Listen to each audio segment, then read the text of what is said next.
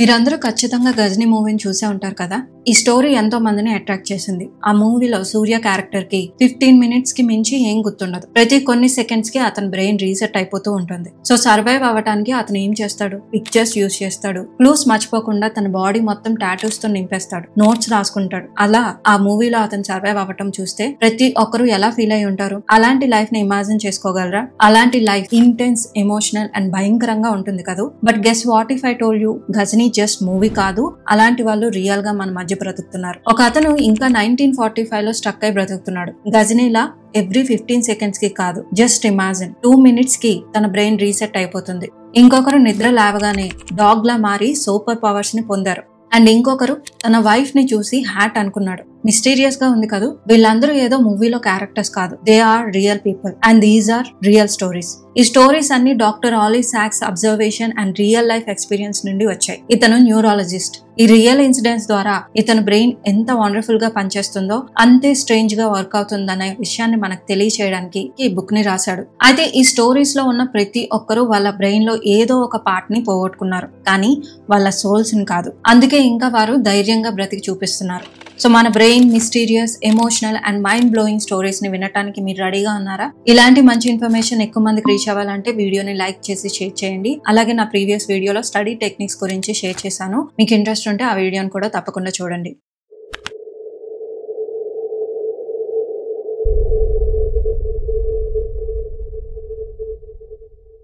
The man who mistook his wife for her.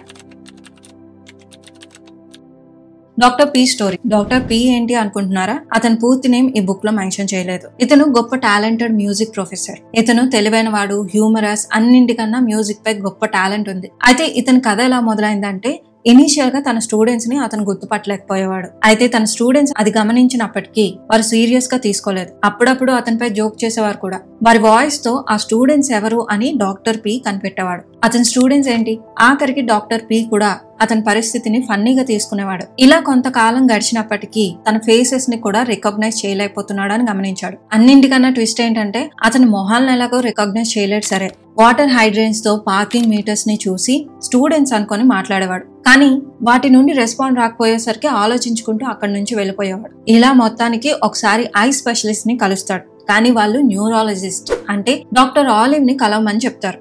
ఇక్కడ doctor olive ని అతను కలుస్తాడు. డాక్టర్ ఆలివ్ అతనితో ఇంటరాక్ట్ అయినంతసేపు ఇలాంటి హ్యూమరస్ అండ్ ఇంటెలిజెంట్ పర్సన్ కి ఏ ప్రాబ్లం ఉంటుంది, అసలు నాకు ఇతన్ని ఎందుకు రికమెండ్ చేశారో అని ఆలోచించేవాడు. ఎనీవే ఇతన్ని టెస్ట్ చేస్తూ ఉంటాడు. నెక్స్ట్ టైం కలిసినప్పుడు కార్డ్స్ ని చూపిస్తాడు. డాక్టర్ పి అన్నింటినీ ఐడెంటిఫై చేస్తాడు. నెక్స్ట్ సెషన్ లో ఒక రోజ్ ఫ్లవర్ ని చూపించి, డాక్టర్ పి ఇదేంటో చెప్పగలరా అని డాక్టర్ ఆలివ్ అతన్ని అడుగుతాడు. అయితే అతను ఏం చెప్తాడో తెలుసా? It's a convoluted red form with linear green attachment అని చెప్తాడు. అంటే అతను షేప్స్, కలర్, పార్ట్స్ ని మాత్రమే ఐడెంటిఫై చేయగలడు, కానీ అది రోజ్ అని డైరెక్ట్ గా చెప్పలేడు. ఇక్కడే డాక్టర్ ఆలివ్ కి నిజంగా ప్రాబ్లం ఉందనే విషయం తెలుస్తుంది. ఇలా ఒక రోజు సెషన్ పూర్తయ్యాక డాక్టర్ పి థ్యాంక్ యూ చెప్తూ తన వైఫ్ హెడ్ ని హ్యాట్ లా తీస్తున్నట్టు తీయటానికి ప్రయత్నిస్తాడు. అంటే డాక్టర్ పి కి మనుషుల ఫేస్ కనిపించడం కాదు, అవి ఆబ్జెక్ట్స్ లా కనిపిస్తున్నాయి. అందుకే తన వైఫ్ హెడ్ ని తన హ్యాట్ అనుకున్నాడు. అయితే ఇతనికి యాక్చువల్ గా ఏమైంది? అతని ఐస్ పర్ఫెక్ట్ గా ఉన్నాయి, అతను సిక్ అవ్వలేదు, హెల్దీగా ఉన్నాడు, మిగతా యాక్టివిటీస్ అన్నింటిలో చాలా నార్మల్ గా ఉన్నాడు. కానీ తన బ్రెయిన్ లో ఒక పార్ట్, అంటే మనం చూసిన ప్రతి దానికి మీనింగ్ చెప్పే పార్ట్ డ్యామేజ్ అయింది. This is called visual ఆగ్నోషియా.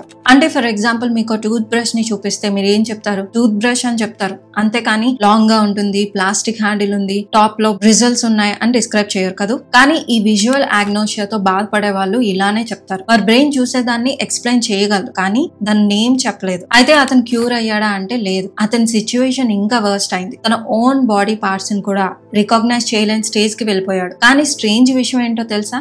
ఇలాంటి స్టేజ్ లో కూడా మ్యూజిక్ పై తనకున్న ప్రేమ పోలేదు. He lost the map of faces but still lived in the world of melodies. Doctor పీన్ చూస్తే మీకేమనిపిస్తుంది? ఇతని నుండి మనం ఏం నేర్చుకోవచ్చు? ఈవెన్ బ్రెయిన్ ఫెయిల్ అయినా లవ్, ప్యాషన్, సోల్ ఫెయిల్ అవుతుంది. If you truly love something, ఆ ఒక్క దానితో మీ లైఫ్ ని మీనింగ్ ఫుల్ గా మార్చుకోవచ్చు. Lost mariner. So this is the story of real Ghajini. Jimmy G.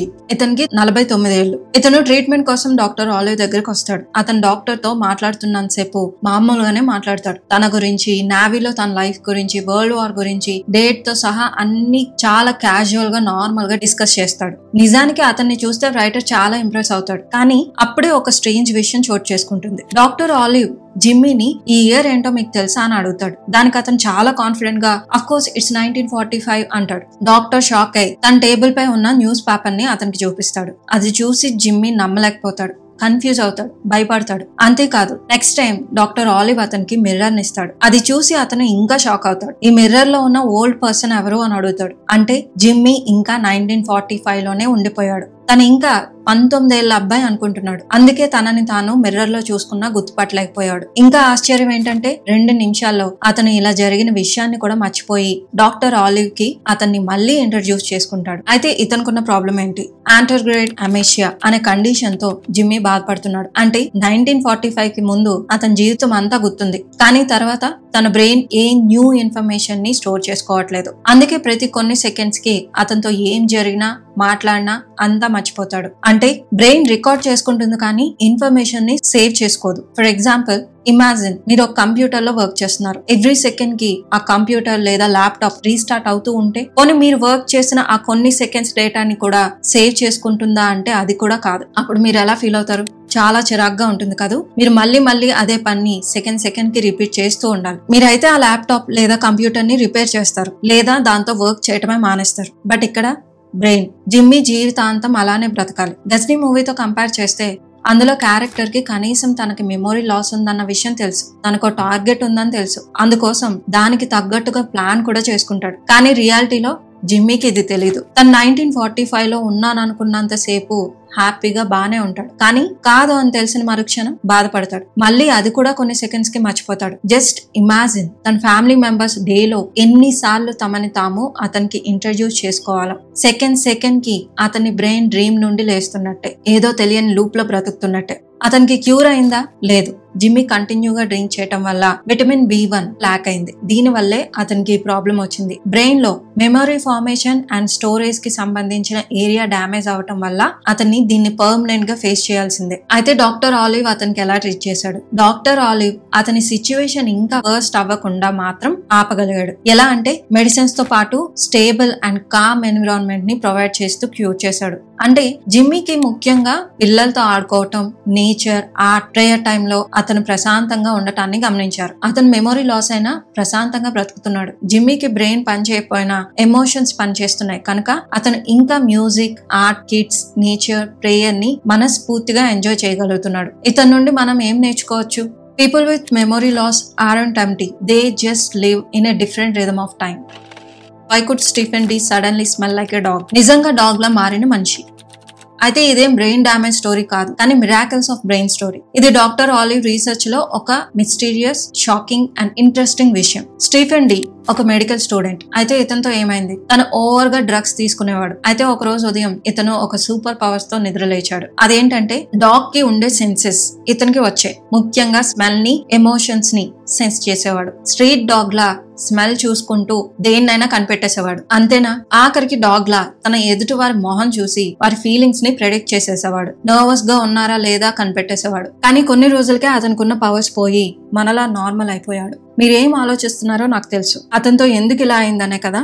దీనికి కారణం ఆల్ ఫ్యాక్టరీ బల్బ్ అనే ఏరియా మన బ్రెయిన్ లో ఉంటుంది. ఇది యాక్చువల్ గా యానిమల్స్ తో కంపేర్ చేసుకుంటే మనుషుల్లో లెస్ యాక్టివ్ గా ఉంటుంది. అయితే స్టీఫెన్ డి డ్రగ్ ఎక్కువ తీసుకోవటం, తన బ్రెయిన్ లో ఉన్న ఆ చిన్న ఏరియా ఏదైతే ఉంటుందో అది ఓవర్ గా స్టిమ్యులేట్ అవటంతో ఆ ఏరియా యాక్టివేట్ అయిపోయింది. డ్రగ్ ని ఓవర్ గా తీసుకోవటం వల్ల అతని బ్రెయిన్ లో యానిమల్ పార్ట్ యాక్టివేట్ అవ్వటం వల్ల అతను అలా ప్రవర్తించాడు. అయితే ఇతనికి ట్రీట్మెంట్ చేశారా అంటే లేదు. నిజానికి బ్రెయిన్ లో ఏ డ్యామేజ్ లేదు. అంతేకాదు స్టీవ్ ఆ కొన్ని రోజులు ఆ సూపర్ పవర్స్ ని నిజంగా ఎంజాయ్ చేశాను అని డాక్టర్ తో చెప్పాడు. అయితే ఈ స్టోరీ నుండి మీరు ఇన్స్పైర్ అవడానికి ఏం లేదు. నేను డ్రగ్స్ తీసుకుంటే నాకు సూపర్ పవర్ వస్తాయి అనుకోకండి.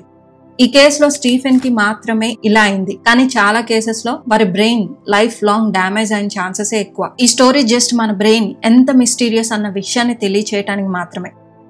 సో చూసారు కదా, మీకు ఇంకా మిగతా కేసెస్ గురించి తెలుసుకోవాలన్న క్యూరియాసిటీ మీలో ఉంటే డాక్టర్ ఆలయ్ కేసెస్ పార్ట్ 2 అని కమెంట్ చేయండి. ఇన్ కేస్ ఎక్కువ రిక్వెస్ట్ వస్తే తప్పకుండా ఇంకొన్ని ఇంట్రెస్టింగ్ కేసెస్ గురించి షేర్ చేసుకోబోతున్నాను. ఈ వీడియో మీకు నచ్చినట్టయితే please like, share and subscribe to my channel. See you in the next video. Thank you for watching.